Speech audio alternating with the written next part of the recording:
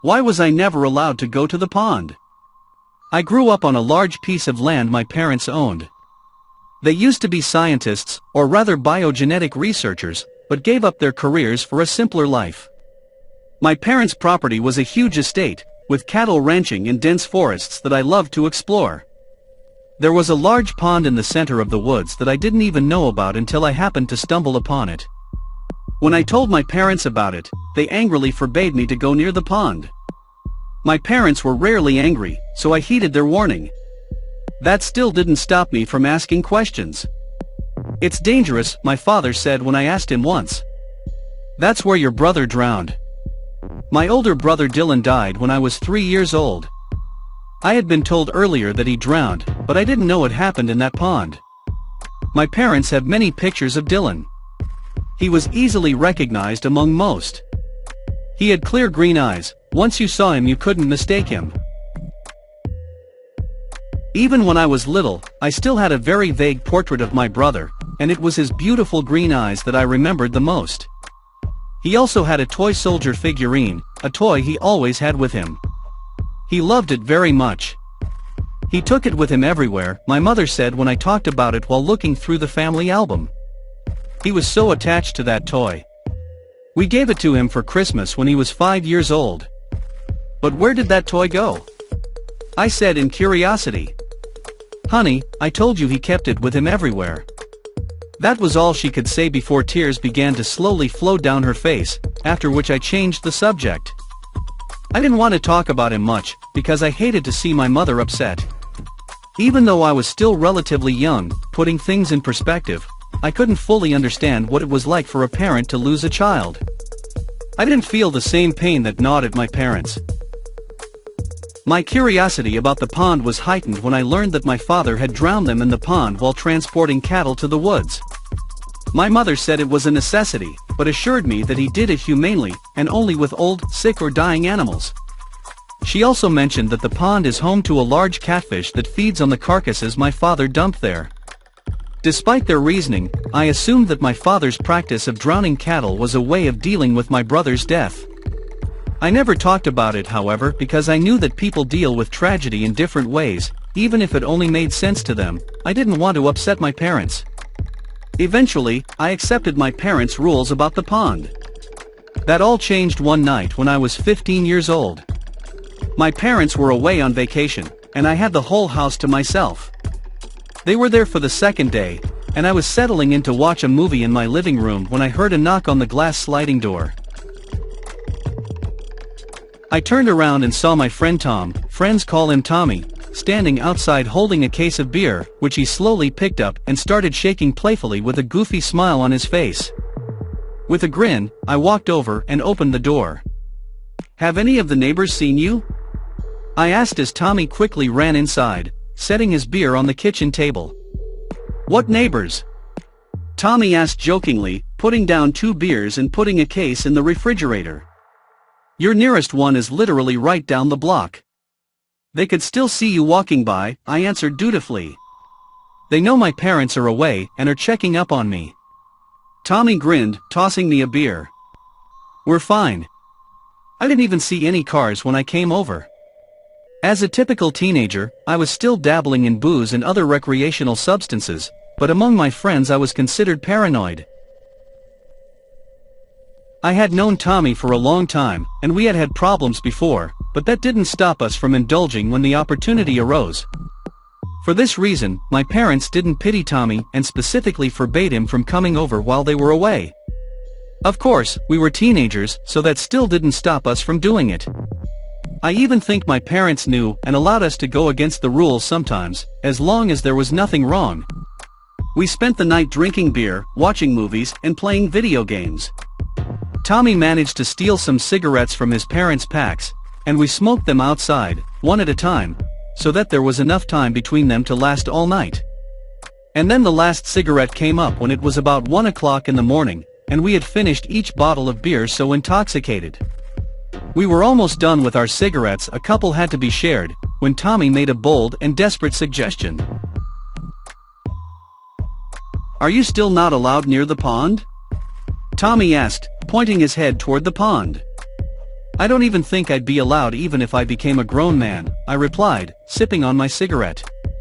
That's just what I've accepted for the moment. It was no use arguing with them. A smirk appeared on Tommy's face as he slowly turned to me. What's stopping us from going there right now? He asked persuasively. I said nothing. There was a long pause, making me cough as I exhaled. I promised I wouldn't go near him. Plus, my dad is dumping cattle in there to feed the catfish. He probably doesn't want anyone interfering with it. Have you ever seen a catfish? Tommy asked me, finishing his cigarette and tossing it into the bushes.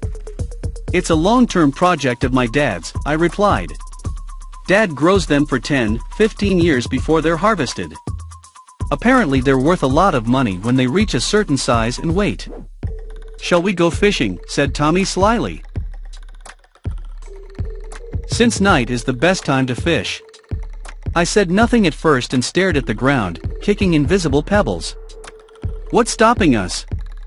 No one will know, Tommy asked encouragingly, nudging me with his shoulder. What your parents don't know won't hurt them.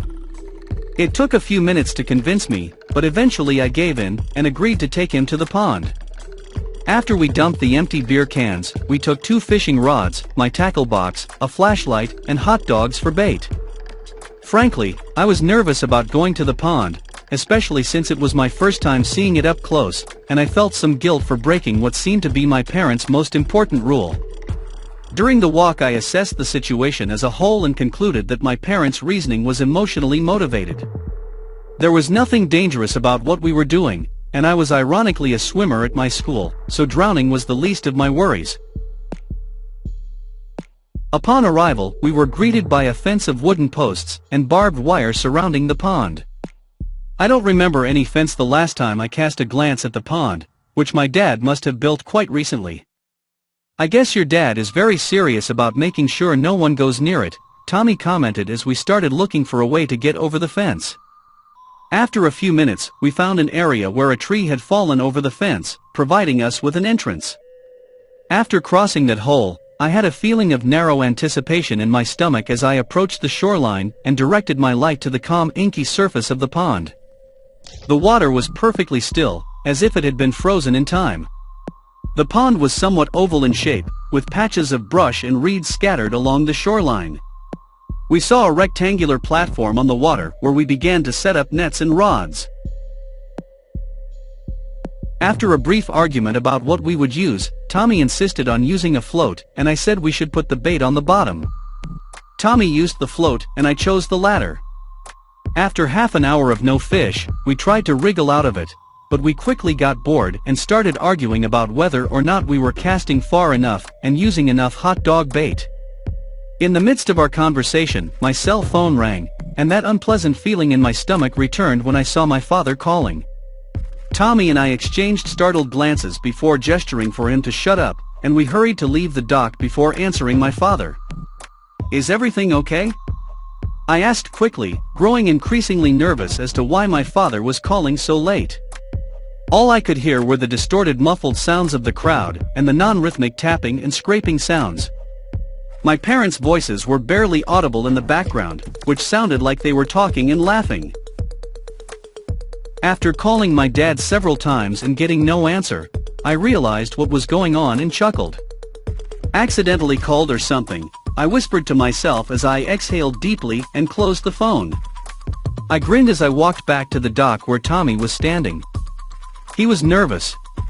Seems to be a random call, I replied, rubbing my stomach to try to curb the growing nausea. Tommy let out a sigh of relief as he began to stagger back along his line, despite having been reading a few minutes earlier. I think I should do like you. I'll put the bait on the bottom, Tommy said, pointing to the tackle box, which I slid my foot on. I looked at my rod, it showed no sign of moving. Just don't throw in the same place I did, I replied, pointing in the direction I threw the bait. Are you okay? Asked Tommy with a half smile on his face. You look like you want to throw up. I tried to ignore my growing nausea, but at one point I felt like I was going to cover the whole dock with my vomit if I just opened my mouth. Pressing my lips together hard, I nodded affirmatively to Tommy, who laughed as I ran out of the platform, stopped at the bushes, and abruptly twisted the entire contents of my stomach. It took about a minute or two before I was sure I had vomited all I could. After an additional spit, the nausea finally disappeared. Admittedly, I was somewhat far from a drinker and, in addition to being paranoid, I was also called nauseous when we entertained. I exhaled deeply after wiping my mouth, knowing that Tommy would tell all this to his friends. The only thing I could hope for now was that one of us would catch a catfish, so this little episode of mine was not the highlight of today's outing. Back on the dock, I quickly realized something was wrong. Tommy was gone. His rod was still on the dock, but Tommy was nowhere to be seen. I called out his name loudly and took a flashlight to do a 360-degree survey of my surroundings. At first I thought he'd gone to take a leak, but I started to get really worried because no one was answering. "Don't mess around now, man. You know it's not a good time." The fact that I was still a little drunk didn't make it any easier. My first thought was that he had hit his head somewhere and fallen into the water. I quickly began shining my flashlight over the surface of the water, its beam of light barely penetrating its black depths.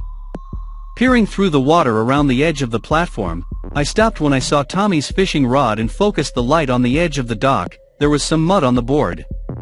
There was what looked like a muddy handprint, consisting of a black muddy substance the size of a dinner plate. Leaning over my head, I was about to squat down and examine it closer, when behind me came the sound of rustling and hoarse crunching. Pointing my flashlight to where the sounds were coming from, I noticed a whole pile of reeds along the shoreline, and I stood like that for a second or two. In my faded drunken state I thought something had happened to Tommy, so I went ahead to see what was wrong. Just in case Tommy tried to scare me, I turned off the flashlight and crept quietly toward the reeds. I caught the sound of the same rustling crunch and something coming toward me.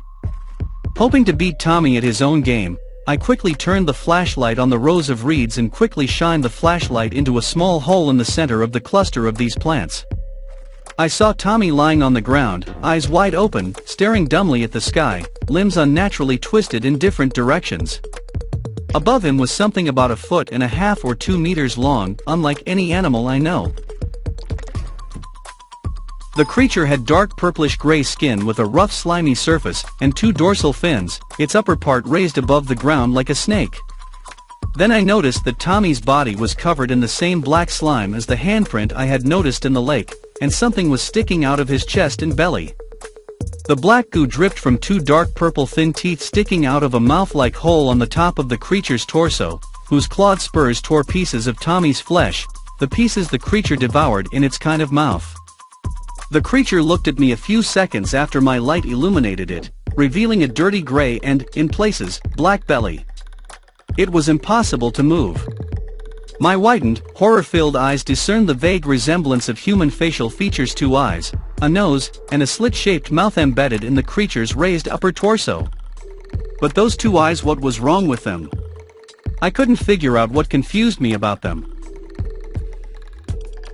The hole from which the 2 limb-like arms extended was about the length of a baseball bat, the inside of which was lined with rows of spike-like teeth.